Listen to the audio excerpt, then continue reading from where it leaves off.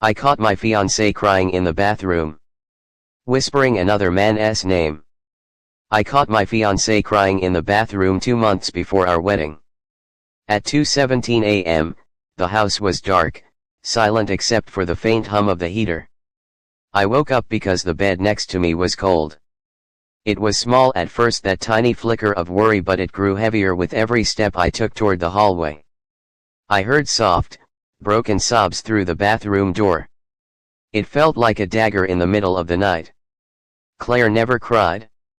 She was the strong one between us, the one who held my hand through my mother's funeral, who wiped away my tears when I lost my job.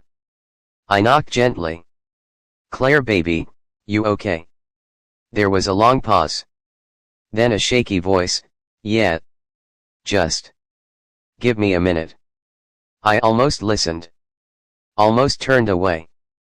But then I heard her whisper something. A name. Ethan. It was so soft I almost thought I imagined it. But no, I know what I heard. Crystal clear. The name wasn't mine. I stood frozen in the hallway, staring at the closed door, feeling something deep inside me crack open. The next morning was a performance. She smiled. Laughed at my stupid jokes. Showed me Pinterest boards for wedding centerpieces. Acted like everything was perfect. And maybe I could have ignored it. Pretended it didn't happen. But that name Ethan echoed in my mind like a gunshot in a quiet church. While she showered, I did something I had never done in our entire relationship. I went through her laptop. I wish I could tell you I hesitated longer. I didn't. I typed Ethan into the search bar, not even knowing what I was hoping to find. Nothing obvious popped up. No emails. No text chains. But then I opened her Google Drive. Deep inside a folder labeled Work Docs, buried under Budgets, Client Invoices, Spreadsheets, there was another folder simply called Letters. My chest tightened as I clicked it open. There were dozens of scanned handwritten pages, dated between 2016 and 2018, 3 whole years before I ever met Claire. They were letters. Love letters. Some were from him. Most were from her. And they were not the kind of things you forget. I read in silence as my entire understanding of our relationship unraveled. Claire wrote about Ethan like he was oxygen and she was drowning without him. About stolen kisses, promises whispered in the dark, dreams of building a life together. In one letter, she wrote, "You are the wildfire I was too scared to let burn. I tried to smother you with logic, but the embers live in me still. Even when I smile at someone else, you're the ache beneath it." I kept reading, my hands trembling. Some letters were dated after Claire and I started dating. One in particular crushed me. "I'm trying to love him. Really, I am. He's kind. Patient. Everything I should want. But my heart still beats to the rhythm of your name. How do I choose a safe harbor when my soul still longs for the storm?" I felt physically sick. I wanted to slam the laptop shut, erase what I had read, pretend it didn't exist. But you can't unsee the truth. You can't unknow that maybe, just maybe, you were never the first choice. That night, I confronted her. She was curled up on the couch, wearing one of my old sweatshirts, looking so damn beautiful it hurt. "Claire," I said, my voice shaking. "Who is Ethan?"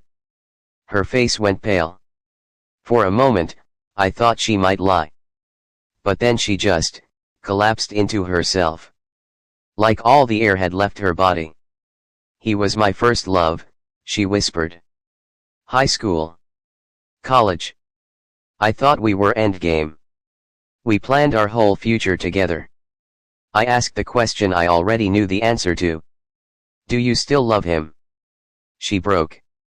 Tears spilling down her cheeks. "A part of me will always love him," she admitted. "But he hurt me. Cheated. Left when things got hard. He wasn't the man I needed." "You are." I showed her the letters. I expected anger, excuses, denial. But she didn't fight. She just cried harder. I wrote those to get it out of me. I never sent them. I swear. I kept them to remind myself why I chose differently. Why I chose you. Did you really choose me? I asked, feeling like a stranger in my own home.